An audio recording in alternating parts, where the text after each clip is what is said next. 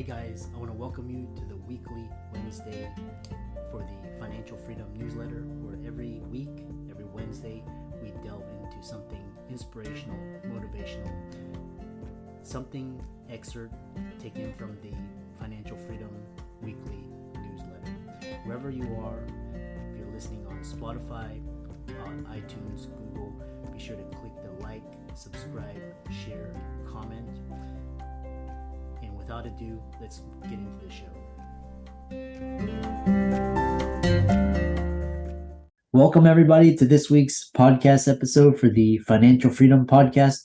I'm your host, Dr. Christopher Liu. And as you know, we talk about 4 different types of freedom: time, financial, location, health freedom. And in that light, I'm always interviewing entrepreneurs, people on the cutting edge, impacting and changing the world. So today we have Stacey Marmolejo, and she's the founder and CEO of StaceyMarmolejo.com. And today is going to be talking all about franchise, starting a business versus startup.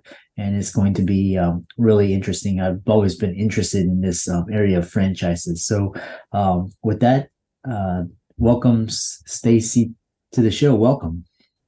Thank you so much. I really appreciate you inviting me to be here. I think that franchising, and particularly in the health and wellness arena, has really blossomed significantly and much more broadly over recent years. So, yeah, we'll talk about the reasons why. Tell us more about how you got started, and we'll go from there. Excellent. So I spent about 30 years in corporate America. I always wanted to be an entrepreneur, but my father was in the military. And so just the idea of going to work in a corporate environment instead of joining the military was stressful for my parents because they saw the military as security. So I was in corporate, but I never lost that desire to be an entrepreneur. And so I was I was 45 years old. I was a senior vice president of a national media company. And I decided that if I was ever going to be an entrepreneur, that was the time. So I chucked it in and I bought 3 locations of a startup franchise and had them for 16 years. And in November of 21, I sold my 3rd one, and I thought I was going to retire. And I was so bored. I was like, I can't sit here and do nothing. And I don't play golf. So a friend of mine said, well, why don't you teach people about the franchise industry? And I was like, I'm sure hundreds of people do that already, right? And not really. So in the franchise industry, you have franchise consultants, and they earn a commission from the franchisor when they introduce a buyer and the buyer buys that franchise. Whereas if you think about it kind of like financial planning, you've got the 2 types of planners, one that earn the commission and then the other that you pay for information. So when it comes to franchising, I'm like that. You pay me to coach you. I explain everything to you.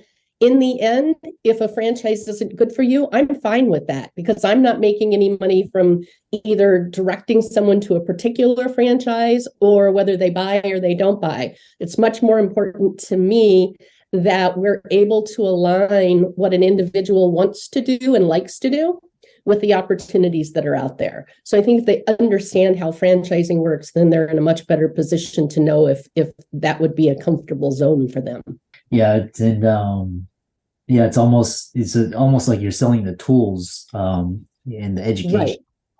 Right. It's kind of like it's like taking a prep class for an ACT or SAT.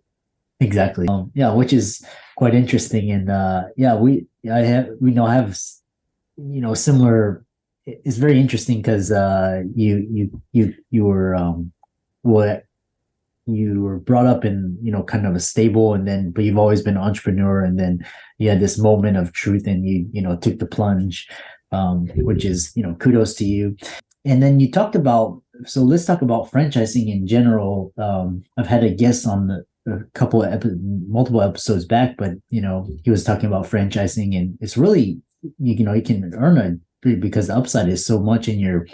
Tell us what a franchise is, simple ways to get started, and we'll talk about the health and wellness franchise. Sure. So in the franchise model, essentially, somebody has built a business and they have taught others how to be successful. They've created the playbook, they've created the marketing plans, they've created everything. And what you're buying from them is the playbook.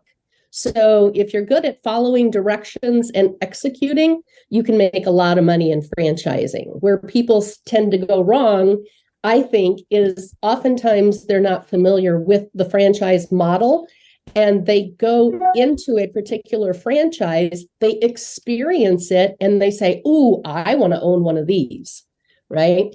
Whereas there are 4,000 franchise brands out there to choose from right now. So when I'm working with somebody, I kind of flip it on its head, and it's like, okay, so first of all, and you don't need me to do this, you can do it on your own too, but look at your risk tolerance, because if you're low risk, then you're going to want to look at a more mature franchise brand to buy. If you're high risk, then it's okay to do a startup brand. So you do the risk assessment. You need to do a core competency to know what you're good at. Motivators to really understand, like if you closed your eyes and said, what does my perfect work day look like? That's the kind of business that you need to buy. Like, what is it that just really excites you day in and day out? And then the last one is your personal financial statement. So obviously you're going to be investing in whatever business, whether it's a franchise or a startup. So how much can you afford? And oftentimes people think, well, I want the $1 million franchise, but I can't afford it, so I'll just keep working my job. And I like to say, think about it like a starter house, right? You don't buy the mansion as your first home. You start with a starter house, maybe you do a little upgrading to it and you flip it and then you get a bigger house. You can do the same thing with franchises as well. And then the other thing is to decide where you want to fit in the franchise ecosystem. Do you want to be a big fish in a small pond or a small fish in a big pond? Because if you think about it, you could get into an environment where you're one of, 2,000, 10,000, whatever business owners, or you could take that exact same amount of money, buy a smaller franchise and buy 10 of them. And then you're going to be really important to that franchisor's ecosystem, which means you're going to get more conversations directly. You're going to know where they're going. You'll probably be asked to sit on some advisory boards of the parent. So there's benefits to that as well. Some people like to fly under the radar. And so it just kind of depends on the individual. But if we get to know you and what you love and what you're good at first, then we can take a look at the industries. We're here talking about health and wellness, but maybe you're looking for an investment outside of health and wellness because that's what you're involved in all day, every day. So it's kind of like really doing some self-evaluation and some soul searching to figure out what makes you happy and what you're good at and what you can afford. And then let's find things that fit in that. And then from there, you can decide what path you want to take. Interesting. So you mentioned health and wellness and kind of those, sounds like these are the trendy or hot franchises right now. Tell us why. I think that more people today, and this is, you probably know better than I do, but I think more people today are taking ownership for their well-being. They're not just automatically going straight to the general practitioner or automatically wanting to, take whatever kind of medicine. There's a lot of people who are looking to Eastern medicine to complement their lifestyle, or like chiropractic. When I was growing up, chiropractors were considered quacks. And I love my chiropractor now, right? But it took me a long time to even be willing to try one, because in my generation, everyone was like, oh, that's not good, right? So now you've got everything from IV hydration spas to chiropractors to massage therapy to, gosh, I don't know, all weight loss centers. I mean, think about everything that goes into the wellness space. Gym, sauna bellows, what are they, fat reducing places? So there's just so much. And like I say, I think people are much more willing to explore other avenues of treatment perhaps than they used to be. number one. And then number two, I just think that the wellness industry has just advanced. I mean, it's like technology, you know, it's just skyrocketed in my lifetime. And I think wellness is a bit like that too. Like, who would have ever thought you'd have an IV hydration spa to go to, you know? Yeah. And yet I know several people who went during COVID. If they started not to feel well, that was their first course of treatment. So Yeah. It's I mean, a lot of it's because the existing medical industry, it's kind of there's different ways of thinking about health, and a lot of treatments that the hospitals and traditional, you can't find those treatments, or you can't find them there, so you have to go elsewhere. And there's like there was one I actually had to look up because I wasn't familiar with it, and I'm grateful that I wasn't familiar with it. But infusion pharmacy, that's to get the tools, that's probably not the right word, required for the infusion treatments, particularly the at-home infusion treatments, It's like my dad does kidney dialysis. That's another franchise. And he goes to the center, but they've explained to him if he wants, they could fix it so he could do self-dialysis at home. That blows my mind. That just blows my mind. But yeah, it's the advancements in technology and medicine. Yeah. And it's interesting with there's this center that opened up, close by, where it's like cryotherapy, a lot of Yep, that's another field. Fascinating. So talking about some you talk about industry secrets that you need to be aware of before buying a franchise, or what people need to know that they may not know that they need to know. Yeah, great question. So the franchise industry is regulated by something called the franchise disclosure document. And every franchisor is required to give any prospective buyer a copy of their franchise disclosure document 14 days before anything is signed. So you've got 14 days to review it. Every franchise disclosure document is laid out the same. So, and it's got 26 points. And what happens is it's kind of like when you buy a house and you go to close and they give you a document this thick, and then they just flip and they say, sign here, sign here, sign here. And people just sign, right? You don't want to do that. You actually want to read this thing. You want to go over it with an attorney. But the thing that's super important to know is not only what those documents say, but what they mean. So as an example, one of the items, everyone is required to fill in every item with one exception. And that one exception is the item 19 talks about your financials. How much money can you make if you buy this franchise? And franchisors can elect not to answer that question. And they have to put in there, we know we can answer it and we're choosing not to, right? Just my personal belief system says, if you're not willing to tell me what the average franchisee makes in your system, then I'm going to make the assumption that it's not very good. Because if it was good, why wouldn't you brag about it and put it in the document, right? So that would be the first thing I would look at when I was looking at a franchise is, are you willing to disclose the earnings of your current franchisees, right? Another thing to look at is the length of the agreement. So the franchisor determines how long your agreement's going to be. It could be 5, the averages are 5, 10, or 20. And so what's the upside and what's the downside to a 5 versus a 10 kind of thing, right? So when you buy a franchise, you pay an upfront fee, which is called the franchise fee. And then every month you pay an ongoing fee for the franchisor's support. So it's usually a percentage of your revenues. Sometimes it's a set amount each month, but the average is somewhere between 6 and 10% of your revenues, right? So when you think about, well, do I want 5 years or do I want a 10-year commitment? Not that you have a choice, but looking at a franchise, if you're looking at 2 franchises and one's 5 and one's 10, the way to think about it, if you're looking to keep it long-term, then you're probably better off with a 10-year term, because when you sign the agreement, whatever royalty is in place at that time is the same royalty you're going to pay throughout the agreement, No. unless it specifically states in the agreement they have the right to raise it. Oh, Okay. interesting. So, for example, with mine, I bought a startup.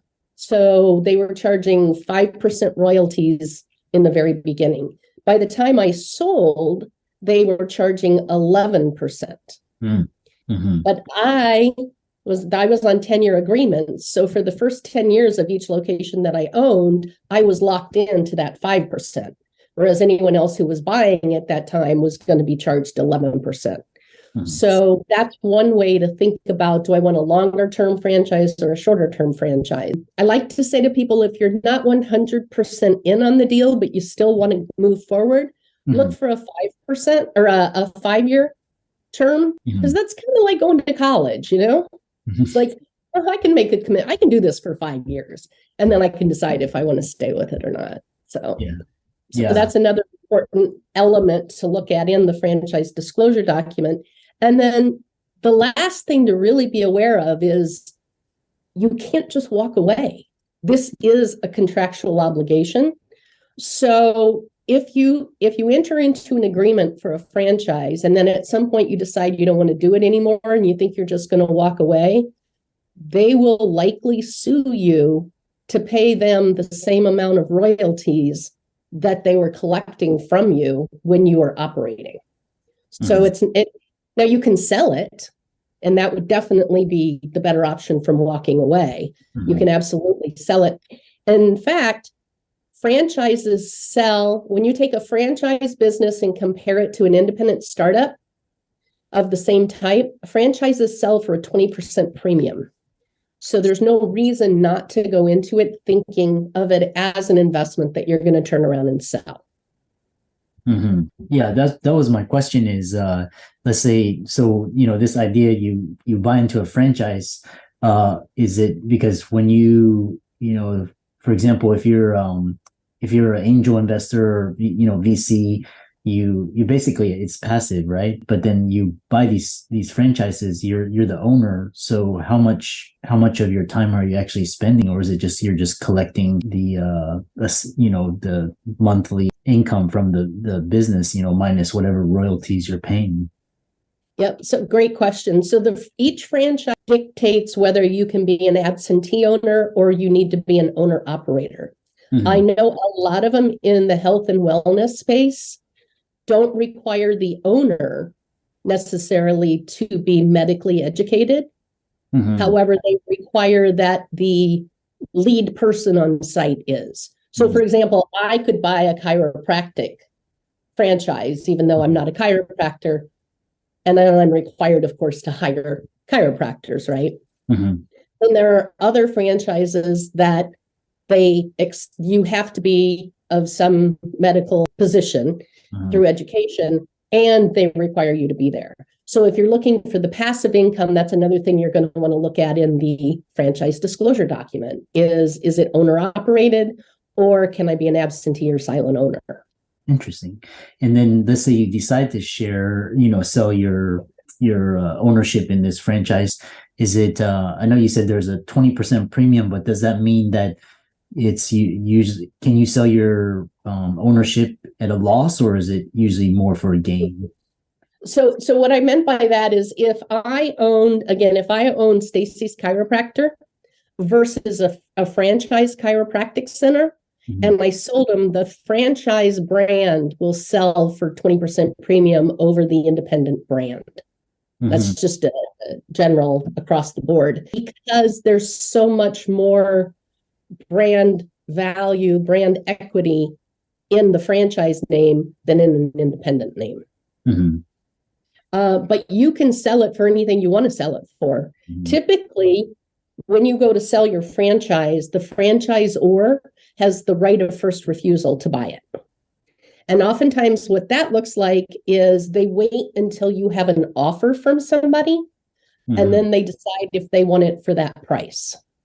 Because they don't want to just give you a price, right? Also, most franchises are not in the business of owning the businesses. They're in the business of selling them to franchisees. So they don't really want to own your franchise. But if they can get it for a cheap price, then they'll buy it from you and then they'll turn around and sell it to somebody else at a higher price. So that's something for you to think about when you're coming in, and particularly, again, if you're looking at it as an investment, it's like, well, what kind of return do you want on that investment? And are you going to sell it as soon as you hit that point? And then that's going to be part of the decision-making process as to which franchise you might want to buy, right? Yeah. Which one has the fastest return? That infusion pharmacy that we were talking about, I was just curious. So I went and looked. They said there's 3 million patients of infusion treatments, and there's only 1,000 infusion providers. So there's a huge need for it. In 2021, the average gross revenue in this particular brand was $7.5 million. The highest annual gross revenue was $39.8 million. Mm-hmm. The buy-in is about $500,000. So it looks like it's got a pretty decent rate of return. Yeah. No, I don't know anything about that business, but I'm saying just in my 5-minute research, I was like, that looks like some pretty good financial numbers, actually. Yeah. So, as we're coming to the end of this interview, 2 more questions. First is, someone's interested in buying into these franchises. What type of royalties should they be expecting to be paying to the franchisor? Yeah, again, everyone is different. I didn't look at that exact question, but the average across all franchises is somewhere between 6 and 10%. Okay. Yeah. And then lastly is this idea of, so if you buy into a franchise, you're buying into a brand, you kind of have this system, you're buying into the system versus a startup. What are your thoughts, Yeah. So I think particularly today, I think your franchise is going to be your best option. There are statistics that say you get to profitability in a franchise in half the time you get to profitability in an independent startup.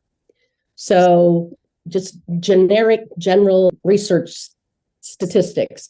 So if it takes 1 to 2 years in your industry to become profitable, it's going to take 6 months to a year in that same industry with a franchise. If you think about how people look to find services or businesses, they typically go and do a Google search, right? Or some kind of search online. Franchises always dominate the top of the search engine simply because their website is one website with however many franchises they have, that many pages. So if you're in a franchise that has 400 locations, that's a 500-page minimum website.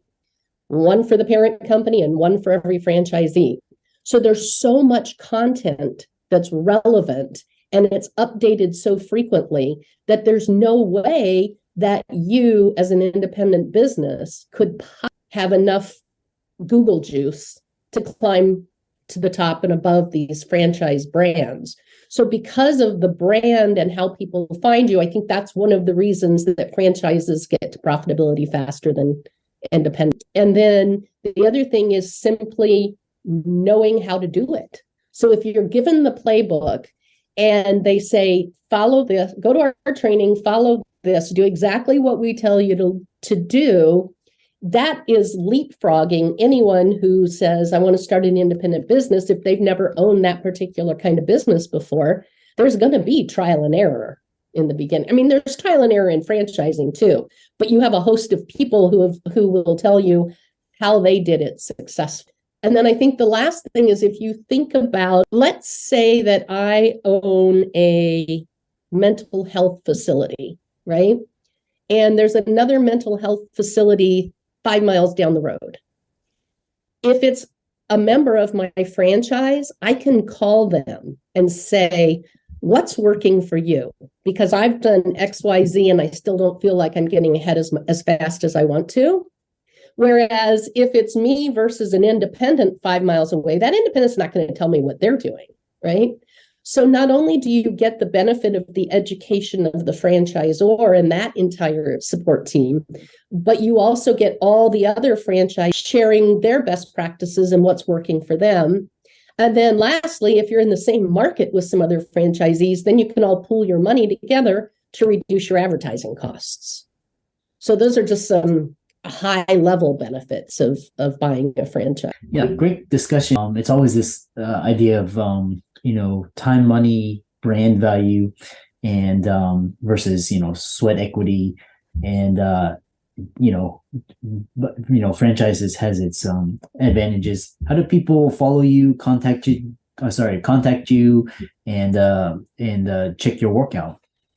Thank you. I am at staceymarmolejo.com. I assume you'll put that in the show notes so I don't have to spell it for everybody. Or I'm also on Instagram. It's Stacey Beck Marmolejo on Instagram. And then on all other socials, it's just Stacey Marmolejo. Yeah. And for all the listeners out there, let's thank Stacey for, a great discussion, providing a lot of value. And be sure to check out all of her resources. Resources will be in the links and show notes, and be sure to check out her socials as well. And with that, thanks so much for coming onto the podcast. Thank you so much. I really appreciate it.